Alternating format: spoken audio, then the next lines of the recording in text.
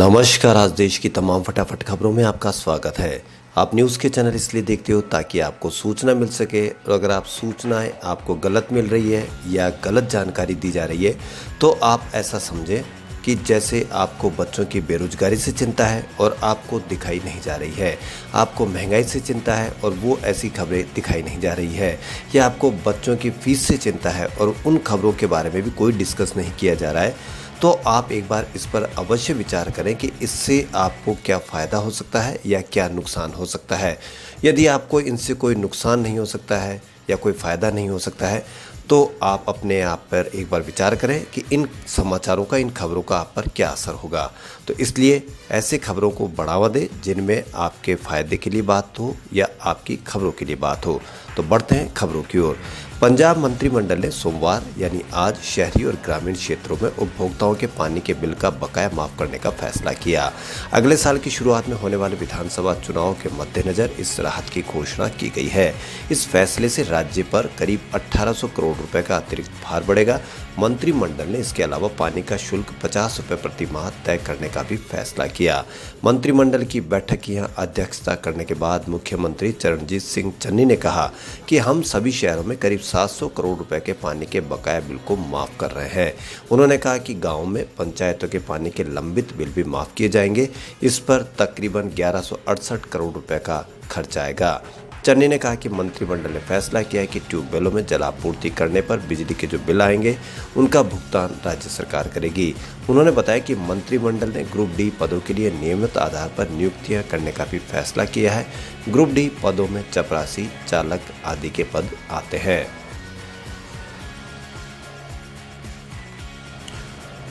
मेघालय के सत्यपाल मलिक राज्यपाल ने कहा है कि जब वे जम्मू कश्मीर के राज्यपाल थे तब कोई भी आतंकवादी श्रीनगर की 50 से 100 किलोमीटर की सीमा में प्रवेश नहीं कर सकता था, लेकिन अब ऐसा नहीं है। मलिक ने कहा कि जम्मू कश्मीर के राज्यपाल के रूप में मेरे कार्यकाल के दौरान श्रीनगर की 50 से 100 किलोमीटर की सीमा में कोई भी आतंकवादी प्रवेश नहीं कर सकता था, लेकिन अब श्रीनगर में आतंकवादी गरीब लोगों को मार रहे हैं, यह दुखद है। मलिक अगस्त 2018 से अक्टूबर 2019 तक जम्मू कश्मीर के राज्यपाल थे। उनके कार्यकाल के दौरान ही अगस्त 2019 में जम्मू कश्मीर को विशेष दर्जा देने वाले अनुच्छेद 370 को निरस्त करने और क्षेत्र को 2 केंद्र शासित प्रदेशों में विभाजित करने का निर्णय लिया गया था। उन्होंने नवंबर 2019 से 18 अगस्त 2020 तक गोवा के राज्यपाल के रूप में भी कार्य किया। मलिक ने 20 अगस्त 2020 को मेघालय के राज्यपाल के रूप में शपथ ली। हालिया दिनों में जम्मू कश्मीर में नागरिकों, विशेष रूप से कई गैर कश्मीरी लोगों की हत्याएं हुई है।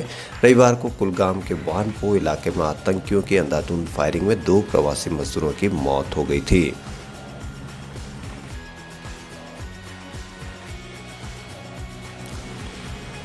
किसानों के रेल रोको आंदोलन का व्यापक असर हुआ। किसान आंदोलन से देश भर में करीब 160 ट्रेनें प्रभावित हुई है। रेलवे की जानकारी में कहा गया कि कुल 184 लोकेशन पर किसानों ने रेलवे ट्रैक के पास आंदोलन किया।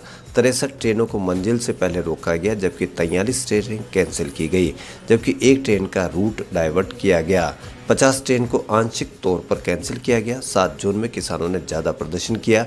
इसमें नॉर्दर्न जोन के 157 लोकेशन, NWR जोन के 16 लोकेशन, NER जोन के 3 लोकेशन, NFR जोन के 2 लोकेशन, ईस्ट जोन का 1 लोकेशन, WCR जोन के 2 लोकेशन शामिल रहे।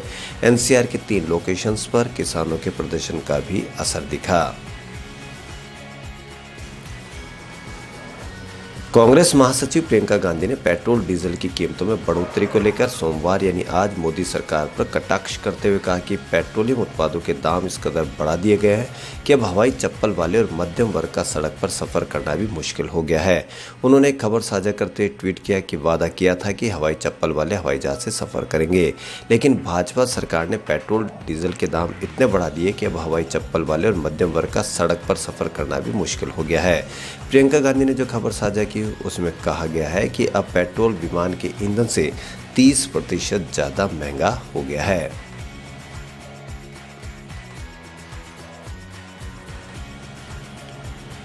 देश में पिछले कुछ समय से सब्जियों के दाम आसमान पर है। हर सब्जी का जायका बढ़ाने वाले टमाटर 60 से 100 रुपये किलो मिल रहा है। वहीं प्याज के दाम भी आम आदमी की पहुंच से दूर होते जा रहे हैं। प्याज की कीमतें 60 से 80 रुपए तक पहुंच चुकी है। यह सिर्फ वानगी भर है, सब्जियों के दाम बढ़ रहे हैं, लेकिन सबसे बड़ा सवाल है कि आखिर क्यों सब्जियों के दामों में लगातार इजाफा हो रहा है। कई मंडियों में पड़ताल की तो सब्जियों के बढ़ते दामों के पीछे क्या असल वजह सामने आई। सब्जियों के दामों में लगातार तेजी जा रही, इसका पहला और बड़ा कारण डीजल के दामों में इजाफे के कारण देखने को मिल रहा है। डीजल के दाम बढ़ने से ट्रांसपोर्ट का खर्चा बढ़ जाता है और इन दिनों सब्जियों के दाम बढ़ने का मुख्य कारण यही है। इसके साथ ही बारिश भी एक कारण है, जिसके कारण सब्जियों के दाम बढ़ गए हैं। बारिश के कारण सब्जियों को नुकसान पहुंचा है, जिसके चलते भी दामों में इजाफा हुआ है।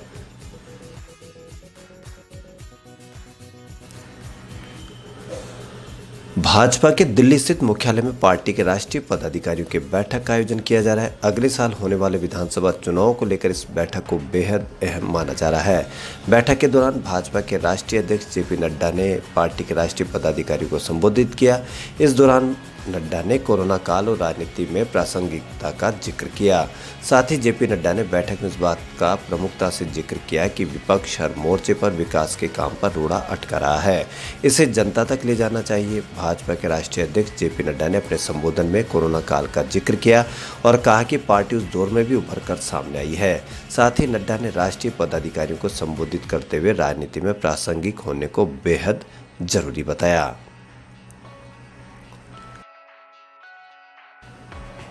कोरोना के चलते राजस्थान में पिछले साल पूरी तरह से बंद रही आतिशबाजी को इस बार 2 घंटे की छूट दी गई है। राजस्थान सरकार के इस निर्णय के बाद से पटाखे बनाने से जुड़े हजारों मजदूर के चेहरों पर भी मुस्कान नजर आई। करीब 500 करोड़ रुपए के इस व्यवसाय में एक बार फिर से अच्छे मुनाफे की उम्मीद जगी है।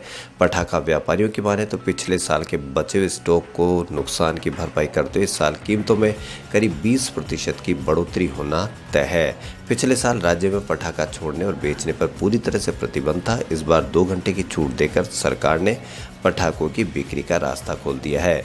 वर्ष 2019 तक राज्य में पटाखों का 400 करोड़ रुपए का व्यापार होता था, जो इस बार 500 करोड़ रुपए तक पहुंचने की उम्मीद की जा रही है।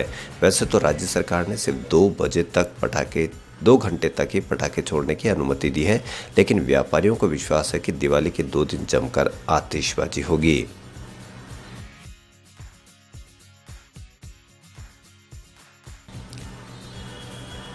नवाजुद्दीन सिद्दीकी की कई फिल्में रिलीज की कतार में, अब इस लिस्ट में एक और फिल्म का नाम जुड़ गया। जानकारी सामने आ रही कि इसी साल अप्रैल में रिलीज हुई मलयालम फिल्म इरूल की हिंदी रीमेक में नजर आ सकते हैं।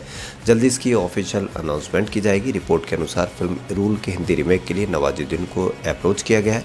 सूत्र ने कहा कि मेकर्स को लगता है कि इरूल की कहानी व्यापक स्तर पर दर्शकों को आकर्षित कर सकती है। उन्होंने इसे हिंदी में भी रीमेक करने का फैसला किया है। उन्होंने फिल्म के हिंदी संस्करण में मुख्य भूमिका निभाने के लिए नवाजुद्दीन से संपर्क किया। मेकर्स और नवाजुद्दीन के बीच बातचीत अभी शुरुआती दौर में है।